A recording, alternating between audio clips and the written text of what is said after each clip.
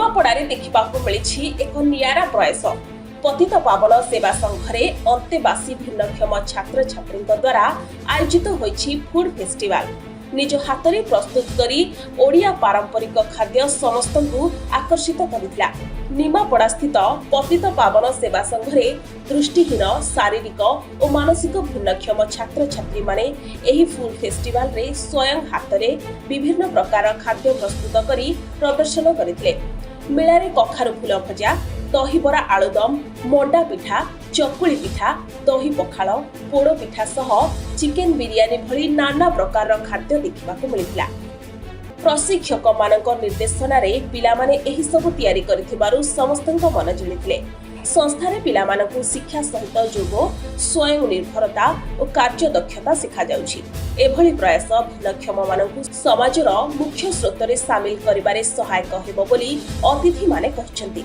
Professor Jagat Prasad साबुत अध्यक्षतार आयोजित यह कार्यक्रम में पूर्वतन मंत्री समीर रंजन दास सहित विभिन्न अतिथि माने जोगदे मेला को परिदर्शन करथिले और पिला मानकर हाथ तैयारी प्रस्तुत खाद्यर स्वाद उठाइथिले। पतित पावन सेवा संघ तरफ आज फूड फेस्टिवल भिन्नक्षम पिला माने जो परि भाव में आज आयोजन करछन्ति दिस इज ए प्रेज वर्दी। धन्यवाद दबा तांकर प्रोप्राइटर जे जगत प्रसाद साबुत अछंती भिन्नक्षम पिला मानकु जो परि भाव से उत्साहित करके रखिछन्ति। तार गोटे छोटिया नमूना आज फूड फेस्टिवल वर्ष तमाम विभिन्न कार्यक्रम से जारी रखि चाहते पिला मानकु किपरि भाव में उत्साहित करवा, पिला मानकु किपरि भाव में तांका मन भितरे गोटे भावना न आसु समान भिन्नक्षम सेमानक पाखरे सबु सुविधा सुजोग अच्छी। यहीपरि भाव में एक व्यवस्था पतित पावन सेवा संघ जो परि भाव में देइछि जेते धन्यवाद देले उणा हबो। आज फूड फेस्टिवल आज विभिन्न रकम खाद्य जो परि भाव में परिवेषण करिसंती मोर तो पेट पूरा, मो सब खाद्य टिके टिके खाई खाई चाखी चाखी मोर पेट पूरा। किंतु भिन्नक्षम पिला मानक जो आग्रह जो सदिच्छा जो उद्दीपना तांकु जेते धन्यवाद देले उणा हबो।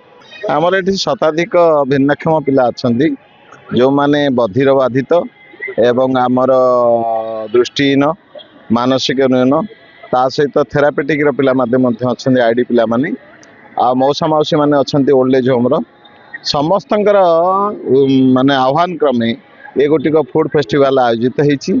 एतिरे भिन्न भिन्न खाद्य परिवेषण करा जाउची 12-13टी स्टॉल करा जाइछि सेतिपई एवं जहाँ आमर पारंपरिक खाद्य आम ओडिया घर पारंपरिक खाद्य से खाद्य सबको आने को आम एते चेष्टा करछु।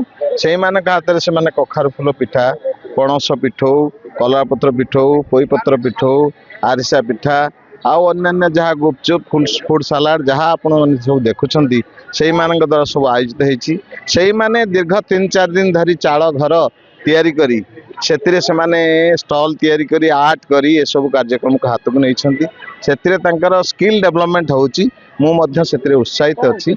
मु आशा उद्देश्य या जे आमे भिन्नक्षम माननको मुख्य स्रोत रे शामिल करबा। निमापड़ारू विवेकानंदଙ୍କ रिपोर्ट सनस्टार टीवी।